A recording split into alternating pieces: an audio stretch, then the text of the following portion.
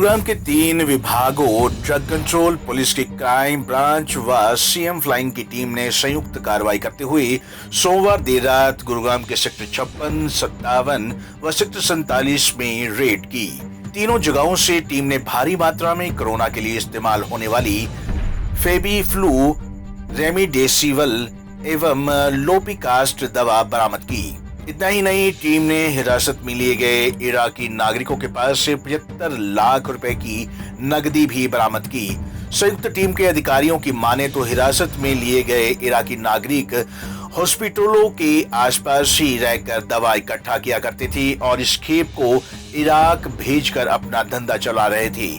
पूछताछ के बाद इन आरोपियों से चौंकाने वाला खुलासा हुआ है। ये आरोपी कारोबारी बिना किसी मेडिकल लाइसेंस के भारत से दवाइयां ईरान भेजते थे।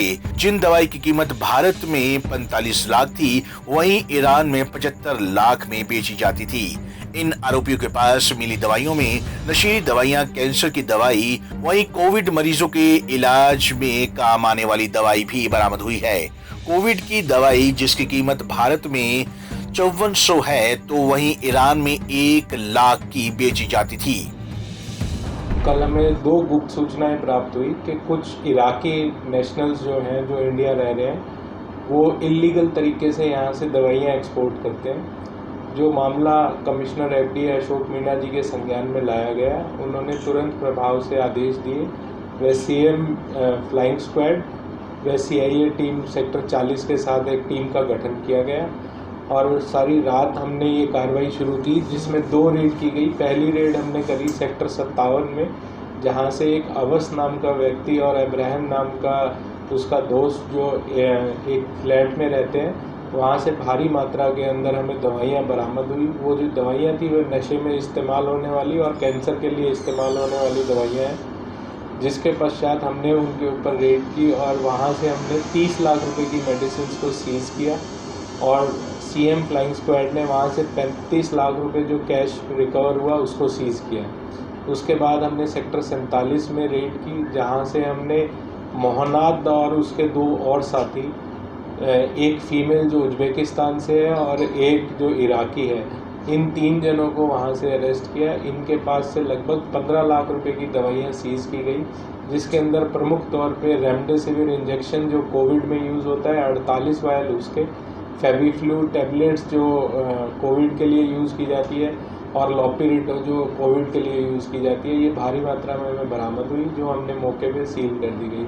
सीएम फ्लाइंग स्क्वाड ने वहाँ पर भी जो कैश रिकवर हुआ 40 लाख रुपए का, 9 लाख रुपए एक फॉर्च्यूनर गाड़ी से और 31 लाख रुपए उनके रेजिडेंस से, उसको मौके पे सीज कर दिया।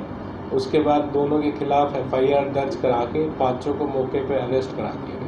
ये जो दवाइयाँ थी, ये अलग अलग माध्यम से इराक भेजी जाती थी। जैसे चेस के डब्बों में हमने काफ़ी जो भारी मात्रा में नशे की दवाइयाँ हैं, वो चेस के डब्बों में पैक हो रखी थी और छोटे छोटे पैक बना के ये अलग अलग पैसेंजर्स जो पेशेंट्स यहाँ ट्रीट करने के लिए आते हैं, उनको दे के और इराक में सप्लाई ले लेते थे।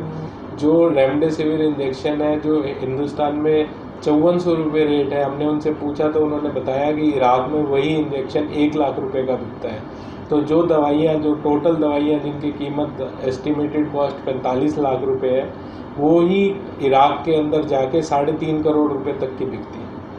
आरोपी इतने शातिर थे कि ईरान दवाई भेजने से पहले उस व्यक्ति की पड़ताल करते थे जो ईरान जाता रहता है। आरोपी भारत से दवाई उठाकर ईरान जाने वाले व्यक्ति को दे देते थे, वहीं ईरान में इनका सप्लायर दवाई लेकर अपने देश में इसको महंगे दामों में बेचता था। इन आरोपियों के कब्जे से कोई पासपोर्ट भी बरामद नहीं हुआ है। हालांकि पुलिस ने इन्हें गिरफ्तार कर लिया है और पता लगाने की कोशिश कर रही है कि ये आरोपी भारत में कैसे दाखिल हुए थे और इन्हें ऐसी दवाइयां कहां से मिलती थी, क्योंकि इनमें कोविड की दवाइयां केवल भारत सरकार की ही सप्लाई है, लेकिन फिर भी आसानी से इन्हें कैसे मिल जाती थी।